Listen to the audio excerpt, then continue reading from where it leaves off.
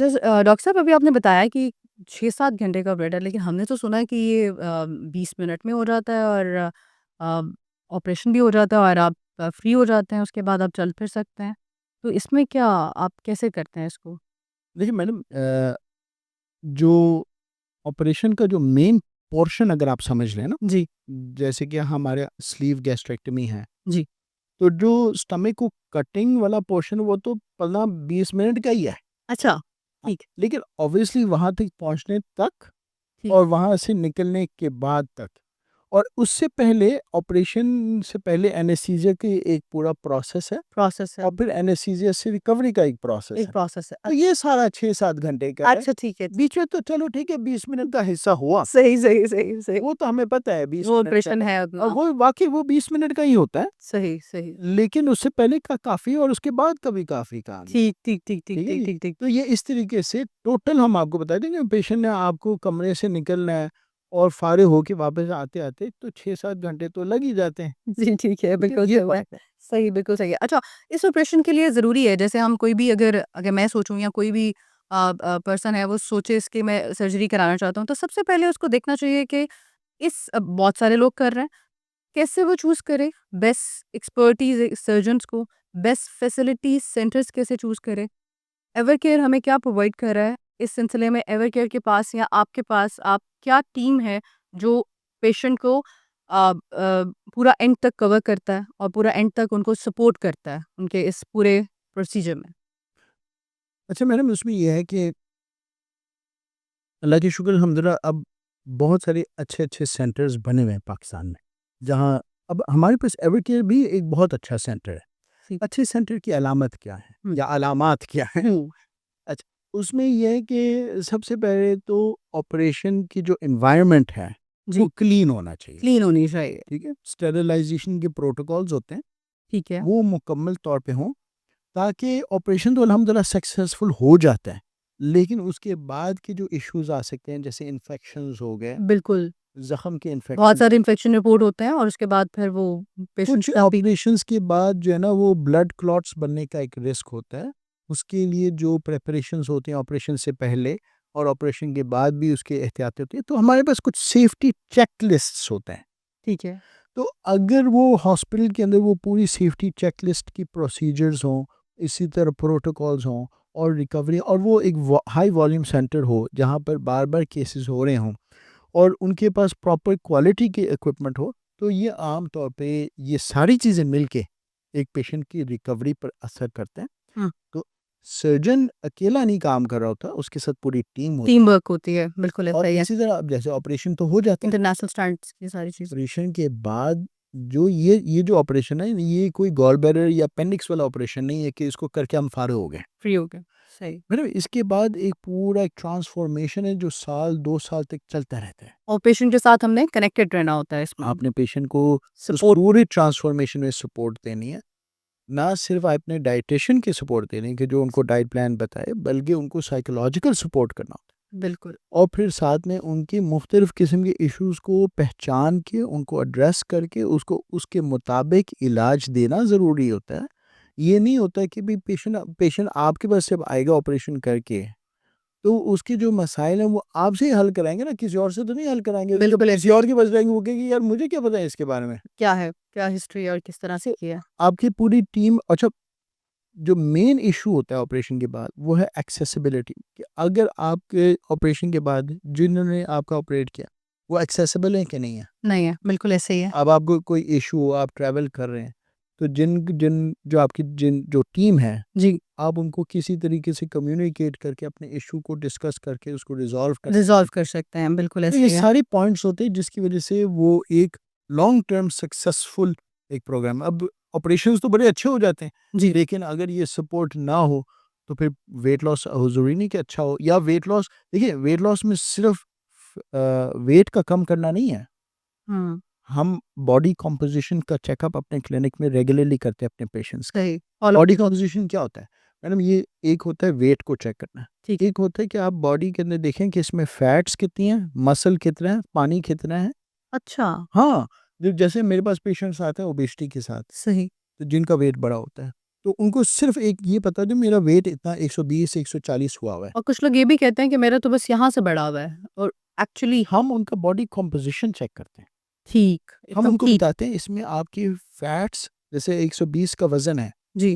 और जब हम बॉडी कंपोजिशन चेक करते हैं, आप बिलीव करें उनका बॉडी का वज़न 55 होता है और फैट्स का वज़न 65 होता है।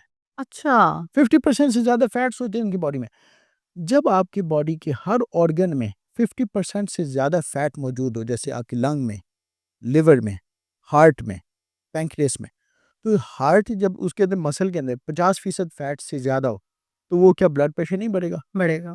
जब उनके लंग्स में हवा के बुलबुलों के आसपास चर्बी की चादरें लिपटी हों, तो हवा कैसे क्रॉस करेगी? ऑक्सीजन कैसे उनके खून में दाखिल होगी?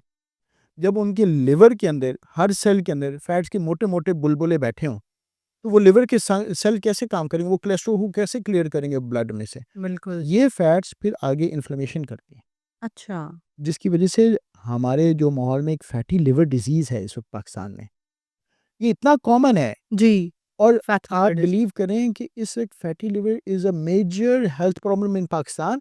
इस वक़्त फ्यूचर में लिवर ट्रांसप्लांट्स जो हो रहे हैं, वो हेपेटाइटिस की वजह से नहीं होंगे, मोटापे, फैटी लिवर की वजह फैटी से। लिवर की वजह से हो रही फैटी लिवर की वजह से लिवर फेलियर्स हो रहे हैं और लोग लिवर फेलियर के लिए अपने वो लिवर ट्रांसप्लांट करवा रहे हैं, फैटी लिवर की वजह से। सही। अच्छा, फैटी लिवर का कोई मेडिकल इलाज सक्सेसफुल नहीं है। अच्छा, फैटी लिवर का सबसे successful treatment bariatric surgery, bariatric surgery. Well proven है।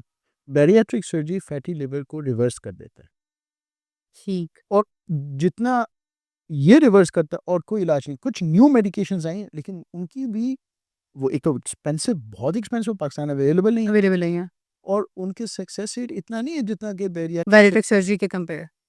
तो इसलिए ये सारी बातों को सामने रखते हुए अगर आप देखें ना, एक है, हम कहते हैं रिस्क बेनिफिट रेशियो। जी, तो जो बेनिफिट्स हैं बैरिएट्रिक सर्जरी की, वो इतनी हाई हैं और 99.5% सक्सेसफुल हैं। सक्सेसफुल रेट्स हैं, जी। तो इसके जो रिस्क्स हैं वो बहुत लो हैं। लेकिन अगर इसके बरक्स दूसरी तरफ देखा जाए, मोटापे के जो रिस्क्स हैं वो बहुत ज़्यादा हाई हैं और उसका बेनिफिट तो कोई नहीं है। बेनिफिट ऑफ ग्रेवी नहीं है, हाँ, ये तो डेफिनिटली हम उसकी तरफ जाएँगे जिसमें बेनिफिट्स। हर इंसान फ़ायदे को देख के कदम उठाता है। बिल्कुल ऐसा ही ठीक है। है ना? आपने कोई भी कदम उठाना है ज़िंदगी में, तो आप अपना रिस्क बेनिफिट रेशियो देख के फैसला। फैसला करेंगे कि तो ये खुद सोचे कि भाई अगले 10 साल में मेरी हेल्थ कहाँ जाएगी। अब 45 साल की खातून है, वज़न की वज़ह से उससे चला नहीं जा रहा। चला नहीं जा रहा, घुटनों की प्रॉब्लम बहुत ज़्यादा हो रही है, नमाज़ कुर्सियों पे अदा। कुर्सी पे अदा कर अब रहे हैं। ये बताएँ कि 10 साल बाद उस खातून की क्या कंडीशन होगी मोहताजी से, और अब वो किस-किस को कहेगी मेरी आके हेल्प करो। जी, बिल्कुल, अभी उसकी एज सिर्फ 55 हुई होगी, 55 हुई हो, ऐसे ही है। ठीक है? हुँ, तो इसलिए इंसान अपनी हेल्थ को, क्वालिटी ऑफ लाइफ को, जितनी ज़िंदगी लिखी है ना, हुँ, उतनी मिलनी है। बिल्कुल ऐसे ना बढ़नी है, ना घटनी बेशक, है। बेशक। देखिए, कोई बीमारी किसी की ज़िंदगी को घटाएगी नहीं जी, और कोई इलाज बढ़ाएगी नहीं। बढ़ाइए लेकिन इंसान के पास एक ज़िंदगी के अय्याम जो लिखे हैं, क्वालिटी टाइम। अगर वो सेहत के साथ हो ना, तो इंसान बहुत कुछ कर सकता है। खिदमत भी कर सकता है, इबादत भी कर सकता है, इताअत भी कर सकता है, बिल्कुल ऐसा ही है, ज़िंदगी से लुत्फ़ भी उठा सकता है। बिल्कुल ऐसे ही है। लेकिन अगर वो बीमारी के अंदर वो दिन गुज़ारेगा, ना वो किसी की खिदमत कर सके बल्कि खिदमत लेगा, जी, बिल्कुल ऐसे ही। ना इबादत कर सकेगा, अपना टाइम उसका निकल जाएगा, ना उसके अपने लुत्फ़ उसको मिलेगा, ज़िंदगी की सफ़ाई, उसको मज़ा आएगा।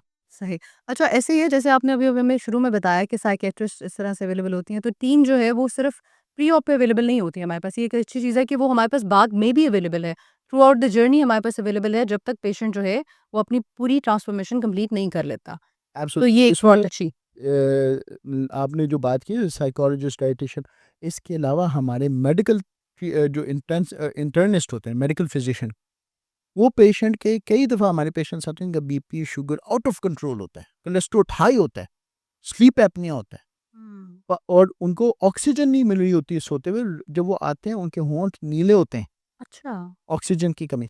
हम उनको ऑपरेशन से पहले उनका ऑक्सीजन ठीक करवाते हैं, उनकी शुगर ठीक करवाते हैं, उनका कोलेस्ट्रॉल ठीक कराते हैं, यूरिक एसिड ठीक करते हैं, ऑपरेशन हो जाता है। ऑपरेशन के बाद जैसे-जैसे वो वेट लॉस होता है, उनकी दवाई की रिक्वायरमेंट्स कम हो जाती हैं, उनका सही। ऑक्सीजन की रिक्वायरमेंट्स कम होती है। उसको भी मैनेज करते, करते, करते उनको हर चीज़ से छुटकारा मिल जाता है, बिल्कुल। सारी दवाइयों से। सारी बीमारियों से। बीमारियों से। अच्छा, अच्छा सर, अभी आपने बताया कि सारी मेडिकेशन छूट जाती हैं, आपकी ब्लड प्रेशर की और कम हो जाती हैं, तो क्या सर्जरी के बाद मेडिकेशंस और ज़्यादा इसमें बढ़ भी जाती हैं? जी मैडम देखें, एक इंसान जो मुख्तलिफ़ किस्म की दवाइयाँ ले रहा है, बीपी, शुगर, कोलेस्ट्रॉल, यूरिक जी। एसिड के लिए, वो हो सकता है कोई 5 या 10 दवाइयाँ, गोलियाँ हों। जी, तो वो बिल्कुल ऐसे अलग है, शुगर अलहमद वो तो सारी घट जाती हैं। लेकिन एक चीज़ आपको ये याद रखना है कि बैरिएट्रिक सर्जरी के बाद लाइफ लॉन्ग विटामिन्स तो लेने पड़ेंगे। ये मिथ है, ये गलत बात है कि शायद 1 साल लेने पड़ें या 2 साल लेने पड़ें, या जी, 1-2 साल लेने के बाद वो पेशेंट क्या करते हैं, वो चेक करते हैं कि जी मैं छोड़ के देख लेता हूँ, जी, मुझे तो कोई फ़र्क नहीं पड़ता। फ़र्क नहीं देखिए जैसे-जैसे वो बॉडी का रिज़र्व ख़त्म होता जाएगा ना, तो फिर वो उसके अंदर प्रॉब्लम्स आनी शुरू हो जाएँगी, वीकनेसेस, प्रॉब्लम्स, और वो जब मुख्तलिफ डॉक्टर के पास किसी को नहीं अंदाज़ा होगा। और मेन वजह ये है कि वजह मैंने क्या है? वो ऑपरेशन के बाद जो रेगुलर विटामिन्स लिए थे, बैरिएट्रिक विटामिन, बैड वो लेने छोड़ दी, इसकी वजह से ये प्रॉब्लम्स आ जाती हैं। ठीक है, तो क्या इससे फिर अगर ये विटामिन्स आपने थ्रू आउट द लाइफ लेने हैं, विटामिन्स लेने की ज़रूरत क्यों पड़ती है कि आपने बैरेटिक सर्जरी में जैसे आप पहले खा पी रहे होते हैं, आपकी पूरी न्यूट्रिशियस आपकी प्रोटीन सब आपके खाने से पूरी हो रही होती हैं, जो हम खाते हैं फल, डेली लाइफ में हम जो अपना खाना-वाना जो भी खाते हैं, क्या वो बैरेटिक सर्जरी के बाद हम नहीं खा सकते? अच्छा, गुड पॉइंट। देखिए, बैरिएट्रिक सर्जरी के पहले महीने में ज़रा एक स्पेशल डाइट होती है, जिसमें 10 दिन का लिक्विड होता है, फिर 10 दिन का ज़रा खिचड़ी टाइप डाइट होती है, फिर 10 दिन नरम ग़िज़ा होती है। फिर दूसरे महीने में ऑलमोस्ट घर के नॉर्मल खाने शुरू हो जाते हैं, और आम तौर पे 2 महीने के बाद हम रेगुलर जो घर के अफ़राद हैं, उसके साथ खा रहे होते हैं। लेकिन उसमें ऑब्वियसली कुछ ना कुछ पोर्शन एहतियातें होती हैं, जैसे कि ठीक है, फैट्स और ऑयल्स को, शुगर्स को अवॉइड करना, जिससे वेट लॉस में फ़र्क पड़ सकता है। लेकिन वे सही। नॉर्मल खाने खा रहे होते हैं। मतलब ये नहीं हो सकता कि आप ये कहें कि आप खाना ही छोड़ दिया आपने, मतलब वो नहीं, नहीं, जैसे खाना छोड़ेंगे नहीं, खाना नॉर्मली खाएँगे। नॉर्मल खाएँ, घर के अफ़राद के साथ खाएँगे, ठीक है, चपाती, सालन और ये, लेकिन ऑब्वियसली ऑयल कम बना के साथ इस्तेमाल करेंगे। ठीक है, अच्छा, देखिए आपने सवाल पूछा क्या इन खानों से वो विटामिन्स पूरे नहीं कर सकते? बिल गुड क्वेश्चन, बात समझने की बात। जब हम नॉर्मल खाने खाते हैं, तो जो विटामिन है ना, वो खाने के साथ बॉन्डेड होता है। ठीक, और जब वो हमारे मैदे में से गुज़रता है, वो बॉन्ड तोड़ा जाता है, फिर वो फ्री विटामिन अब्ज़ॉर्ब हो जाता है। क्योंकि बैरिएट्रिक सर्जरी में हमने मैदे को ही कट किया होता है, अच्छा, तो बिल्कुल, वो जो फंक्शन है ना, बॉन्ड तोड़ने वाला, विटामिन को फूड से रिलीज़ करने वाला, वो डिस्टर्ब हो जाता है। अच्छा, अब जो विटामिन खाने के अंदर है, वो रिलीज़ नहीं होता, तो अब्ज़ॉर्ब भी नहीं होता ना। अच्छा, अच्छा, तो जो मल्टीविटामिन गोलियाँ लेते हैं ना, वो वो फ्री फॉर्म होती हैं। अच्छा, वो सही इस इश्यू को कवर करने के लिए हैं। और वो लेनी फिर वो तो ज़रूरी ऑब्वियसली सारी ज़िंदगी है, लेनी है। सारी ज़िंदगी देखिए ना, आप में। आयरन नहीं लेंगे तो आहिस्ता-आहिस्ता एनीमिया होगा। कैल्शियम नहीं लेंगे तो हड्डियाँ कमज़ोर हो जाएँगी। जी, बी12 नहीं लेंगे तो फिर वो नर्व प्रॉब्लम्स आ जाएँगे। तो ये मल्टीविटामिन, कैल्शियम सारी ज़िंदगी लेनी पड़ेगी। वैसे भी हम अब अभी नॉर्मली अब आजकल जो हमारे फूड हैं और जिस तरह से हम लोग ये विटामिन्स ले रहे हैं, तो अगर बाय सर्जरी के बाद भी हम ये विटामिन्स लेना अपना कंटिन्यू कर देते हैं, विटामिन्स तो हमारी लाइफ़ का एक हिस्सा हो बिल्कुल बन चुका है, चुके हुए हैं, चाहे आप बैरिएट्रिक सर्जरी करें या ना करें। ना करें, बिल्कुल ऐसा ही है। डॉक्टर साहब आपने बताया कि आप अमेरिका में भी काम वहाँ पे भी आपने काम किया, आपको पाकिस्तान में आके कैसा महसूस हुआ? जी, मैडम जब मैं पाकिस्तान में आया ना, शुरू में मैं 2-3 मुख्तलिफ़ हॉस्पिटल्स में काम कर रहा था। ठीक है। लेकिन मुझे जो सबसे ज़्यादा प्रॉब्लम मैं फ़ेस कर रहा था ना कि जो मुझे एक आदत थी एक क्लीन एनवायरनमेंट, स्टेरिलाइज़्ड इक्विपमेंट की, जी, बिल्कुल। डिस्पोजेबल इक्विपमेंट्स की, वो मुझे एक्चुअली मिल नहीं पा रहा था। अच्छा, अच्छा, मैंने जब जॉइन किया उस वक़्त एवरकेयर हॉस्पिटल बिल्कुल स्टार्ट में था। ठीक है, तो एक अपॉर्च्युनिटी थी कि भई मैं उनके साथ मिल के सिस्टम्स को डेवलप करूँ। ठीक। तो वो जो एडमिनिस्ट्रेशन थे वो भी बड़े इसमें कोऑपरेटिव थे। वो कहते थे कि जी हम तो चाहते हैं कि हम पाकिस्तान में इंटरनेशनल स्टैंडर्ड्स को इंट्रोड्यूस करें। यूज़ करें। आप देखिए ना, एवरकेयर का मोटो भी तो यही है ना, ट्रांसफॉर्मिंग हेल्थ केयर, जी, बिल्कुल ऐसे ही। ठीक है ना? हुँ, तो उन्होंने फिर हालाँकि इन्वेस्टमेंट काफ़ी हेवी होती है। अच्छा, जितने हॉस्पिटल्स में मैंने ये बात की उन्होंने कहा जी इतनी इन्वेस्टमेंट हम नहीं कर सकते, नहीं कर सकते। ठीक है? सही। तो इन्होंने कोई डेढ़ 2 करोड़ का सामान उस वक़्त इन्वेस्ट किया हॉस्पिटल में। इम्पोर्टेड किस्म हमने हाई क्वालिटी इक्विपमेंट्स मंगवाए।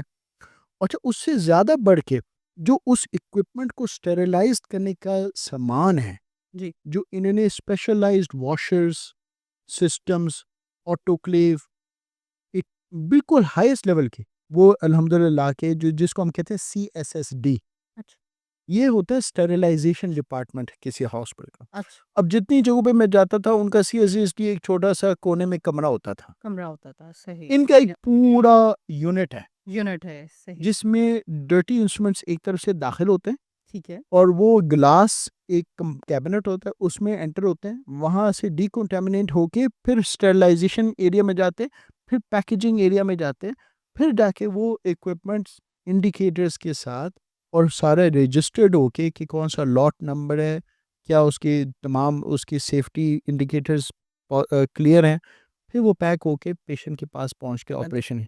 तो अच्छा, फिर ना सिर्फ आपको स्टेरिलाइज्ड इक्विपमेंट की ज़रूरत होती है, बल्कि आपको चाहिए होता है कि एनेस्थीसिया में भी जो मॉनिटर्स हैं, वो तमाम हों, जिससे पेशेंट की हम एनेस्थीसिया लेवल को मेज़र कर सकें। अच्छा, अच्छा, वो हर जगह नहीं है क्योंकि वो मॉनिटर्स भी ऑब्वियसली कॉस्टली हैं उसके लिए स्पेशल मशीन और इक्विपमेंट्स चाहिए होते हैं। सही। अच्छा, ये सारी चीज़ें हो गई, फिर हॉस्पिटल ने इनिशिएटिव लिया जॉइंट कमीशन इंटरनेशनल की अक्रेडिटेशन का, जो कि हमारा एक आलमी इदारा है जो हॉस्पिटल्स को अक्रेडिट करता है। जी। अब ये 1 साल से उस प्रोसेस में 2-3 दफ़ा टीमें होके गई हैं अस्पताल से और इतनी सारी पॉज़िटिव चेंजेस लेके आए हैं जिसमें सेफ्टी प्रोटोकॉल्स, चेकलिस्ट। देखिए, जब आप किसी पेशेंट का ऑपरेशन करते हैं ना, हुँ। ये ऐसे ही है जैसे आपने जहाज़ उड़ाना है। तो जैसे जहाज़ ऐसे तो नहीं है ना, लोग बसों की तरह बैठ के उड़ना शुरू हो जाते हैं, एग्ज़ैक्ट ठीक है? हुँ, एक जहाज़ उड़ने से पहले इतनी सेफ्टी चेक पॉइंट्स होते हैं। होते हैं चेकलिस्ट। ग्राउंड टीम अलग, जो है इंजीनियर्स का अलग, हुँ, पायलट का अलग, वो सब क्लियर होने के बाद फिर जहाज़ को उड़ाया जाता है। उड़ाया जाता है, बिल्कुल फिर ऐसे। वो सेफली लैंड होता है। अल्हम्दुलिल्लाह एग्ज़ैक्टली डिट्टो हमारे वही मैकेनिज़्म सारे प्री ऑप एरिया में, एनेस्थीसिया में, फिर पेशेंट को शिफ्ट करने से पहले कन्फर्मेशंस, पोर्ट केयर। फिर वहाँ रूम में जाके कन्फर्मेशंस, फिर उसकी जाके फिर हम ऑपरेशन से पहले अपना सेफ्टी चेकलिस्ट दोहराते हैं, ठीक, कट लगाने से पहले। फिर जब हम फिनिश करते हैं, तब फिर वो सेफ्टी चेकलिस्ट दोहराए जाते हैं मेक श्योर करने के लिए कि सब अकॉर्डिंग टू प्रोटोकॉल हो गया, पेशेंट सेफली रिकवर करेगा और उसका सेफ्टी का रिकवरी का प्लान क्या है। बिल्कुल, ठीक है ना? सही। तो इस तो ये तरीके सारा से अल्लाह का शुक्र अल्हम्दुलिल्लाह मैंने ये फ़ील किया हम अपना वहाँ पर जो हमने सिस्टम अडॉप्ट कर लिया एवरकेयर हॉस्पिटल में, it is according to international standards, Allah का एहसान है और इंशाल्लाह इसमें और इम्प्रूवमेंट हम करते जाएँगे क्योंकि अब कमिटियाँ बनी हैं जो इसको कर रही हैं। अच्छा डॉक्टर साहब आप अपने ऑडियंस को देखने वालों को कोई फाइनल मैसेज देना चाहें? जी, मैं ये सबको बताऊँगा कि देखिए जी, ज़िंदगी और सेहत अल्लाह की तरफ से एक बहुत बड़ी नेमत है और नेमत का शुक्र ये है कि उसका अच्छा ख़्याल रखा जाए। अल्लाह ताला का वादा है, जो मेरी नेमत का शुक्र अदा करता है, मैं उसको और बढ़ा के देता हूँ। तो अपनी सेहत और अपनी ज़िंदगी की ज़िम्मेदारी लें और अब उसको ख़्याल रखें ताकि अल्लाह की तरफ से ये नेमत और बढ़े। इंशाअल्लाह हम आपका साथ देंगे। Thank you for watching us today episode. Until next episode, remember at Evercare we are transforming healthcare.